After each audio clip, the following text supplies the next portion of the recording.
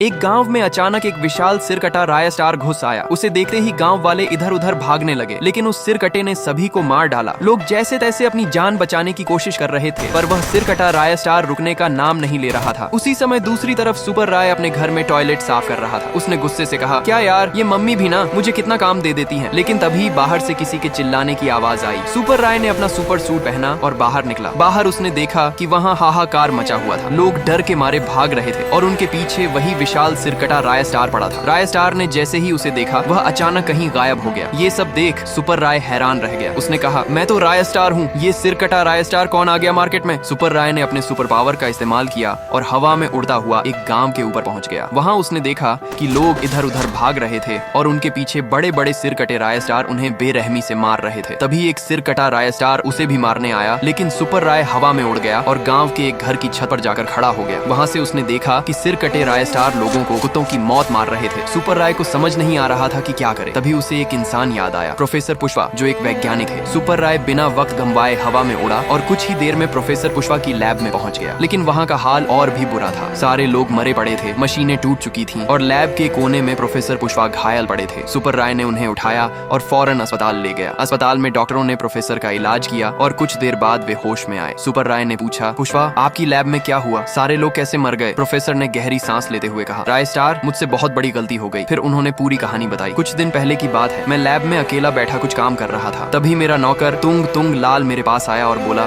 Boss, मेरे पास आपके लिए एक खुशखबरी है। मेरे पूछने पर उसने बताया कि राजनगर नाम का एक गांव है जहाँ एक बड़ा सूखा जंगल था, लेकिन कल रात अचानक वह सूखे से हरा भरा हो गया। ये सुनते ही मैं हैरान रह गया और उस जंगल को देखने का फैसला किया। सुबह मैं और मेरा नौकर तुंग तुंग लाल उस जंगल में गए और पेड़ों पर प्रयोग करने लगे। तभी हम दोनों को एक अजीब सा पौधा दिखा। हम उसे देख ही रहे थे कि तुंग तुंग लाल ने उसे खा लिया। उसे खाते ही तुंग तुंग लाल एक सफेद पेड़ में बदल गया और उसके अंदर से एक विशाल राय स्टार निकला, लेकिन उसका सिर कटा हुआ था। वह हवा में उड़ता हुआ वहाँ से गायब हो गया। ये सुनकर सुपर राय हैरान रह गया। उसने कहा, जो हो गया सो हो गया, अब इसे ठीक कैसे करना है ये बताइए। प्रोफेसर पुष्पा ने कहा, इसके लिए तुम्हें उनमें से एक सिर कटे राय स्टार को पकड़ कर लाना होगा। सुपर राय बिना देर किए गांव पहुंच गया। वहां सिर कटे राय स्टार अभी भी आतंक मचा रहे थे। तभी उसकी नजर एक कोने में अकेले खड़े सिर कटे राय स्टार पर पड़ी। सुपर राय उसके सामने जा खड़ा हुआ। सिर कटा राय स्टार उससे भिड़ने को तैयार था, लेकिन सुपर राय ने अपने सुपर पावर का इस्तेमाल किया और उसे बेहोश कर दिया। फिर उसने उसे उठाया और प्रोफेसर पुष्पा की लैब में ले आया। लैब में प्रोफेसर ने अपनी पूरी ताकत लगाकर एक एंटीडोट तैयार किया